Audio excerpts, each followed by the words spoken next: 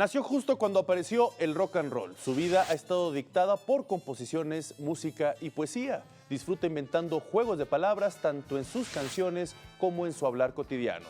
Tiene un enorme gusto por la música norteña, sin embargo, es considerado un pilar muy importante del rock mexicano.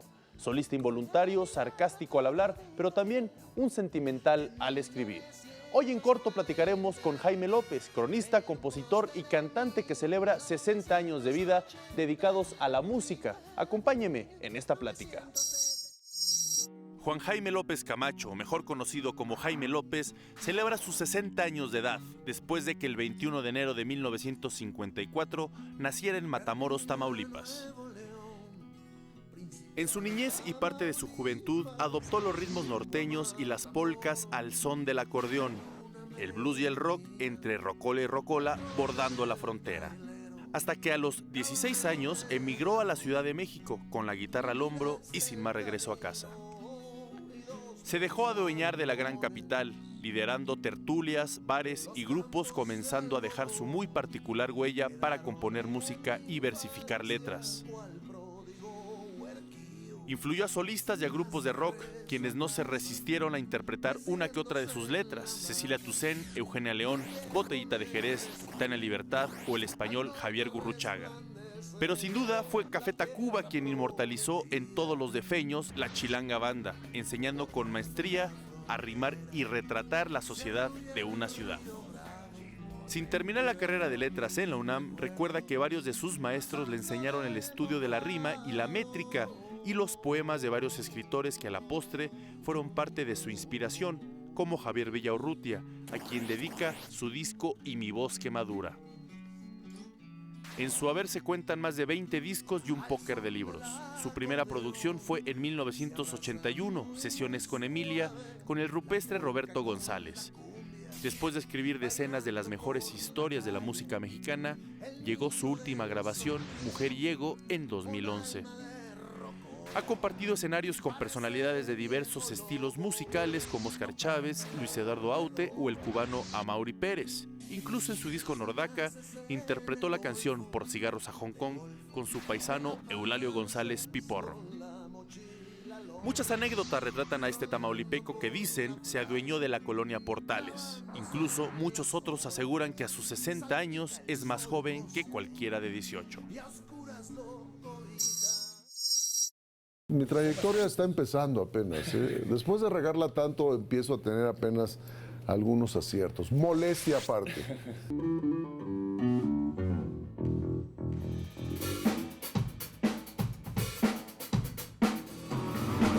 Me levanté traqueteado otra vez.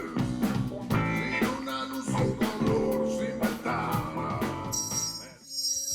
Tamaulipeco de nacimiento, Jaime López advierte que la música ha corrido por sus venas desde que estaba en el útero de su madre.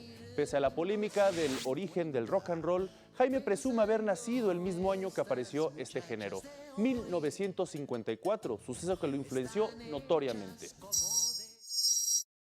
Sospecho que mis padres me concibieron bailando porque mucho tiempo después estaba yo grabando y había unos colegas un poco más veteranos, norteños todos, casi de la frontera todos, y me contaban que en los 40 y los 50, que yo nací más o menos a mediados de los 50, estaban los mejores salones de baile por ahí por Matamoros, Reynosa, Nuevo Laredo. Y bueno, sea esto sexo, fricción o lo que sea, yo sí creo que mis padres me concibieron bailando. Y pues bueno, siempre hubo música alrededor, no sé, creo que las auténticas casas de la cultura en ese tiempo estaban en cantinas y congales, entonces pues sí, eso ahí está, es una buena atmósfera. Del 54 para acá ha corrido mucha música, pero me tocó prácticamente la gestación del rock and roll, o sea, según esto, creo que ahora sí ya es oficial que el rock and roll nació en 54 y yo también. Y entonces empiezas con la música norteña, esas primeras influencias, el rock, ¿hasta qué etapa viene? Ya cuando te desplazas a la Ciudad de México. No, desde el principio, porque además tenía unos hermanos, bueno, estaban revueltos todos, unos hijos de mi mamá con unos hijos de mi papá. Y ellos sí les tocó la adolescencia, pero además me salpicaron. Oí lo mejor del rock and roll, sobre todo rock and roll negro. Ellos oían mucho pues, a Bo Diddley, a Chuck Berry y más que nada James Brown, que a mí realmente, ahora sí que me noqueó. Un hermano mío me llevó como a los 5 años de edad a ver una película, el Tammy Show, si mal no recuerdo, que eran puros negros, y sale James Brown. Aunque sabía que lo había visto en cine toda la vida, el sentimiento fue haberlo visto en vivo. Y sí, siempre oí música norteña, que es como nuestro rock and roll, a final de cuentas. Los Tex-Mex bien saben que la fusión de música norteña y rock and roll es el Tex-Mex. Y oí a Richie Valens de primera mano, uno de mis hermanos lo oía y presumía, ese vato despabilado es de acá, el Ricardo Valenzuela, alias Richie Valens. Entonces sí me tocó de primera mano antes de que fuera un mito. Y bueno, también viví, te digo, de Matamoros a Juárez, a Nogales. Y pues bueno, ya en la Huasteca viví mi adolescencia, más o menos ahí la secundaria. Y hasta ahí empecé a tocar un instrumento, la guitarra, casualmente.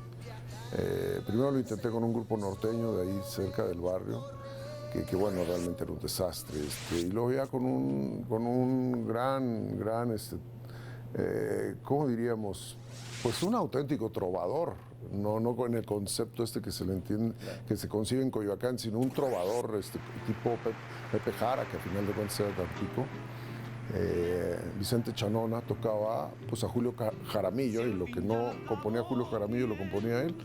Y con él me acerqué ya con ese acervo, digamos, que estaba ahí flotando ahora sí que en mi metabolismo, que era pues una música muy diversa, desde la música tropical, ya sé que algunos más severos dicen afroantillana, pero a mí es música tropical.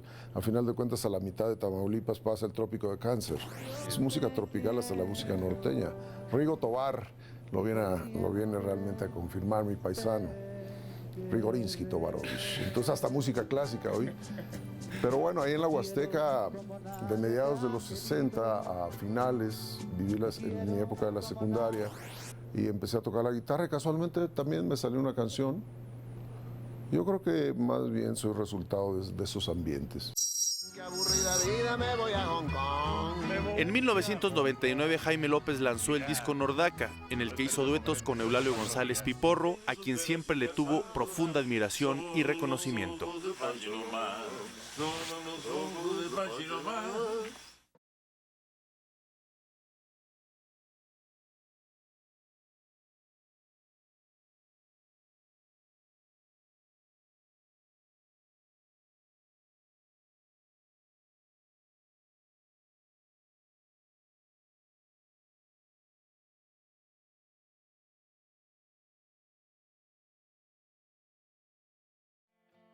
Aunque desde muy pequeño fue apegado a la música, fue hasta que llegó a la Ciudad de México en 1969 que decidió dedicarse por completo a esta labor.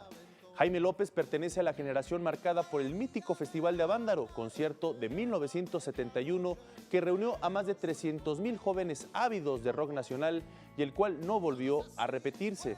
Pese a los pocos espacios para la difusión del rock, Jaime logró abrirse paso para expresar sus creaciones literarias y también musicales. Casualmente venía a hacer la prepa.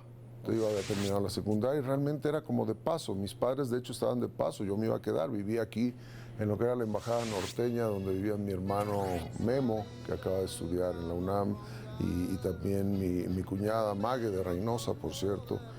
Ahí en lo que era entonces la promesa de la clase media universitaria, o más bien profesionista, que era Lomas de Plateros. Entonces, yo ahí viví casi un año, el arrancón, y mis primeras vagancias, y bueno, al final de cuentas fui a dar a la prepa 5, cuando ya mis padres no se movieron y estaban por Iztapalapa, y yo como no conocía realmente esta cuestión de las prepas, escogí la 5 y dijeron concedido.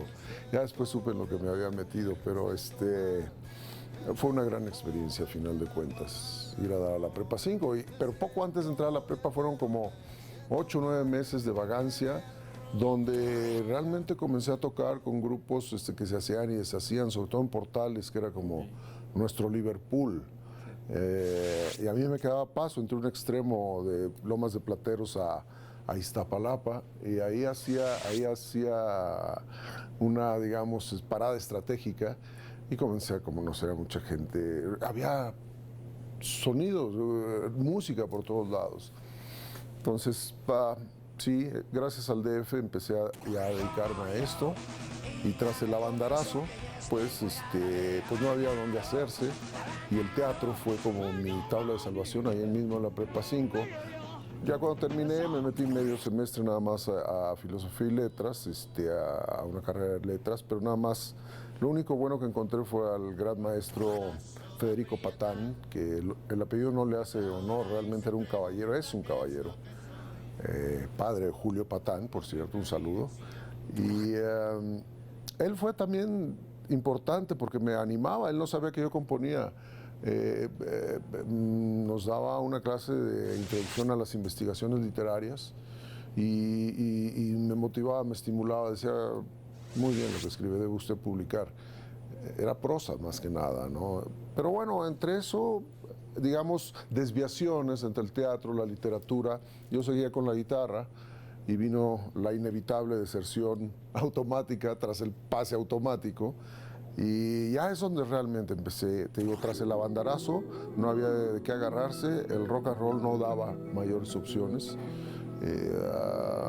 y empezaban las peñas, aunque tampoco había cabida en las más ortodoxas, porque yo a final de cuentas, aunque traía una acústica y venía de ambientes muy rock and rolleros, empezando desde donde nací, pues solo hubo una que realmente yo creo que era cuento y aparte, que era la Peña del Nahual, ahí en Francisco Sosa, en Coyoacán. Ahí empezó mi proceso de coyoacanización por hocicón. ¿Cuándo fue, en qué año grabas tu primer disco y cuál era? Es una ironía porque aunque nunca fui miembro del Partido Comunista, claro que conocí algunas personas, individuos realmente interesantes. Y uno de ellos era un colega con el cual habíamos alternado, Roberto González y yo, que a veces hacíamos dueto, a veces cada quien agarraba por su lado durante todos los 70 prácticamente. Nos encontramos siempre con Jorge Buenfil, yucateco, que es realmente un prócer de la canción romántica. A él sí le toca heredar todo lo que hicieron Ricardo Palmerín, Guti Cárdenas, Pastor Cervera. Y bueno, él es muy versátil, llegó a ser guitarrista también de Citarrosa, tuvo un grupo, El Machete, y él sí militaba formalmente, y la disquera Fotón, en 1980, nada más recalentaba la música sinfónica de la Unión Soviética y no producía discos. Y entonces les propuso, nosotros habíamos tenido en 78, Roberto González y yo, más Emilia Almazán y Lupita Sánchez, un grupo que se llamó Un Viejo Amor. Entonces en los 80 estábamos en desbandada y dice, tal vez a Fotón le interese grabarlos, porque Discos Pueblo no quería saber nada de nosotros. Aunque era político el trasfondo, daban otros pretextos. También Nueva Cultura Latinoamericana no quería saber nada de nosotros. Y realmente en Fotón no habían producido ningún disco. Y también con o sea, eso es hacer la revolución dentro de las entrañas del monstruo, ¿no? El irónico número de serie de nuestro disco fue el 033, o sea, no el 039, que es una mejor cumbia, pero sí el 033. Le aplicamos el 33 a los rusos. Y a partir de eso, Fotón se volvió una compañía que generó discos de Citarrosa, el mismo Javier Batis por ahí llegó a grabar, y después ese catálogo gran parte fue a dar a Pentagrama, donde además a mediados de los 80 ya tuvo discos como el primero de Cecilia, el de Rodrigo. Entonces, bueno, nosotros fuimos los que arrancamos ese catálogo, ya con el colmillo que traíamos de haber vivido todos los 70, un rechazo precisamente de ese sector. Y fue gracias a Jorge Buenfil que se hizo Roberto y Jaime sesiones con Emilia, que por un lado era el grueso del repertorio de Un Viejo Amor, y por otro ya el trazar la ruta donde iba cada quien, tanto Roberto, Emilia y yo. como el toque de dispersión.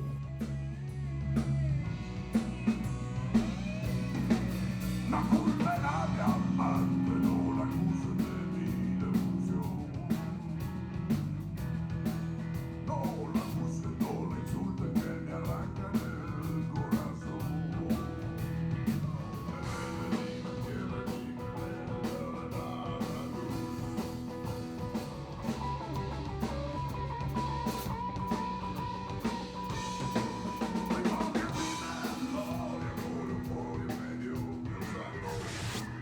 Más adelante, Jaime López nos hablará de su ideal sobre el amor y la libertad.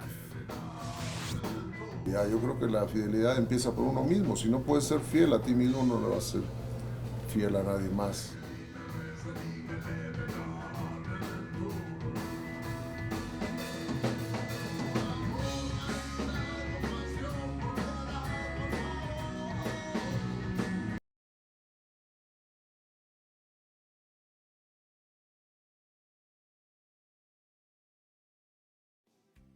Sin ser nativo del Distrito Federal, Jaime López pronto descubrió lo que caracterizaría a los habitantes de la capital del país, su lenguaje. Esa fuente de inspiración originó la creación, entre algunas otras, de la Chilanga Banda, canción que popularizó Café Tacuba en la década de los 90. Más que un poeta, Jaime López es un letrista que juega musicalmente con las palabras y es por ello que define a la palabra como su instrumento musical. Hombre de espíritu libre y gustoso de los viajes, Jaime defiende abiertamente luchar por el placer antes que luchar por el poder. A veces se me ubica más como letrista y sí lo asumiría porque creo que a veces en México he visto, es mi experiencia, a lo mejor es muy parcial mi opinión, pero luego recae en mí. Parecería que primero la letra es esa cosa que le estorba a la música, ¿no? Y pareciera que a veces es labor de poetas o de literatos. Y claro que debe uno abrevar en esos mundos, pero a final de cuentas hacer letras es una labor musical más que nada. O sea, la palabra como instrumento musical. Y yo antes que nada tuve un instrumento que fue la guitarra. La voz la fui descubriendo poco a poco, porque yo no sé, quiero echarle la culpa que mi voz siempre fue un problema, porque cuando yo empecé a componer y a tocar me estaba cambiando la voz. Hablaba como el gallo Claudio, realmente. Podría haberme dedicado al canto tirolés, yo creo.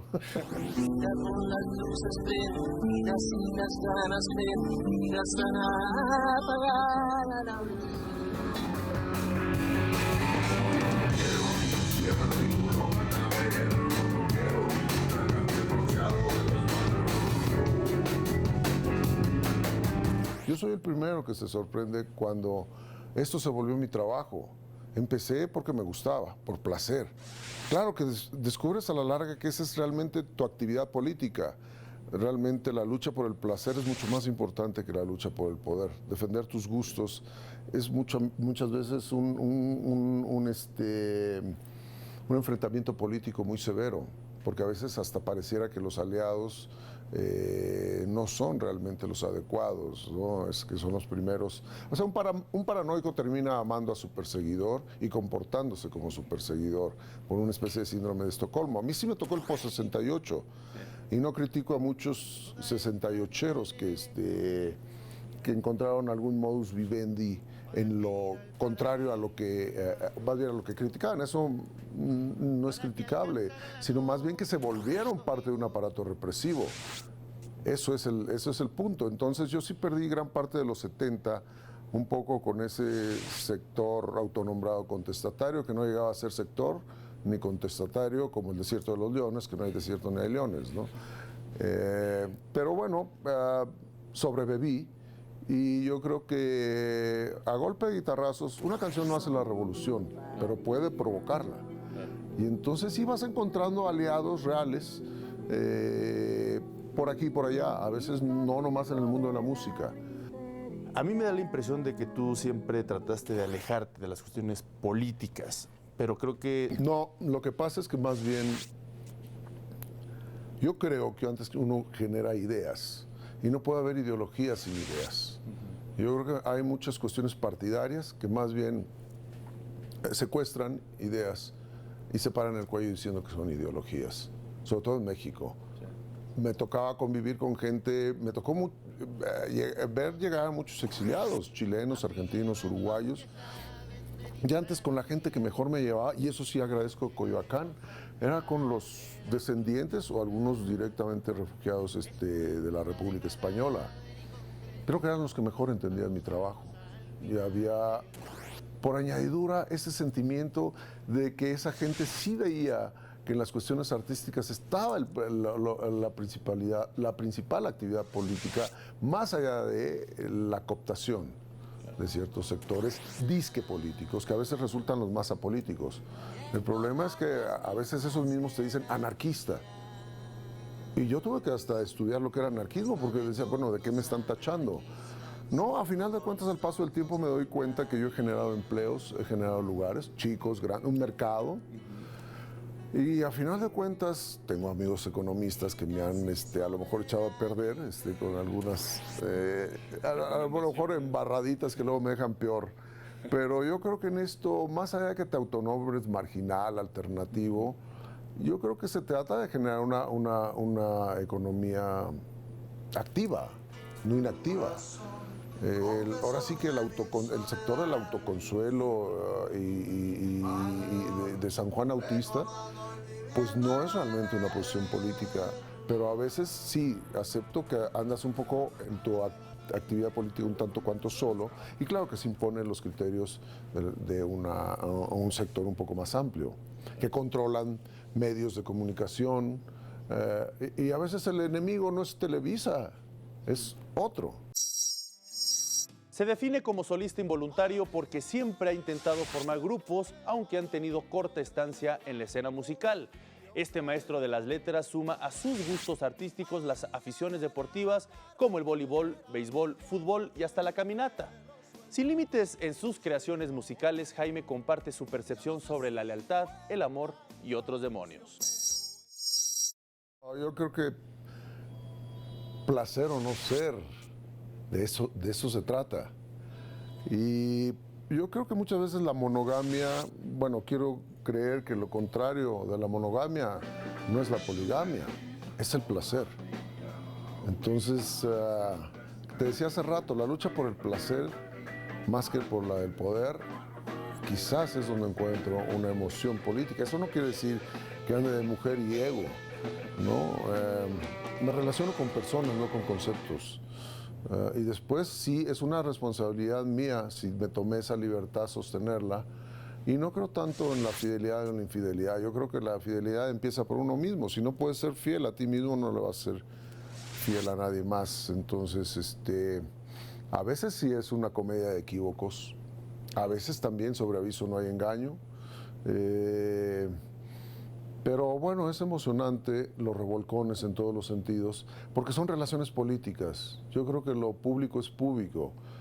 Y como bien dijera alguna vez esta gran sabia, Yoko Ono, decía Yoko, si no se puede solucionar ciertos conflictos en una pareja o entre dos, menos entre 3, 4 o una masa. Entonces yo creo que ahí empiezan. Cuando yo hice la canción de Sácalo, hace sexenios atrás, yo era un jovenzuelo y parecía que él hizo ya un viejo, ¿no? Bueno, quiero decir que yo desde que era, en vez de decir que ahora contengo al niño, llevo a un niño adentro, no, yo cuando era niño ya llevaba un viejo adentro, entonces ahora que soy viejo digo, sí, soy ese viejo que el niño sabía que ya traía, ¿no? Jaime López, si tuvieras que hacer alguna modificación en tu historia musical, ¿la harías? ¿Te arrepientes de algo? No, te digo que después de regarla tanto apenas empiezo a tener unos logros y que bueno que no me he muerto. Creo que a veces a lo mejor le echo la culpa a otros, pero creo que al final de cuentas llevo el enemigo dentro y identificarlo al paso del tiempo ha sido muy importante. Ahora soy autocríptico con algunas cosas que he hecho antes, pero no digo que no las debía haber hecho. Claro. A lo mejor tenía que hacerlas y no morirme hasta ahora, más pronto cae un hocicón que un cojo feo. Pues, si no me cae un rayo por optimista, espero que vengan los mejores años. Jaime López es un hombre que se reinventa constantemente y a sus 60 años cumplidos recientemente es una figura que siempre ha estado presente en la música de nuestro país, ya sea sacando discos, formando grupos o escribiendo canciones. Me deleita tu perfil hostil cuando me ignoras. Soy dichoso en el desprecio intenso en que me arrojas. Hasta encuentro regocijo por el desencuentro. Con motivo de su aniversario, estrenó su más reciente creación, titulada Es tan poco el amor. Es tan poco el amor, es tan poco el amor, es tan poco el amor, es tan poco el amor, para gastarlo en celos. Agradezco su compañía y lo invito a que nos acompañe en la próxima emisión de En Corto, donde conoceremos a otro mexicano que con su talento y pasión contribuye a mover a México.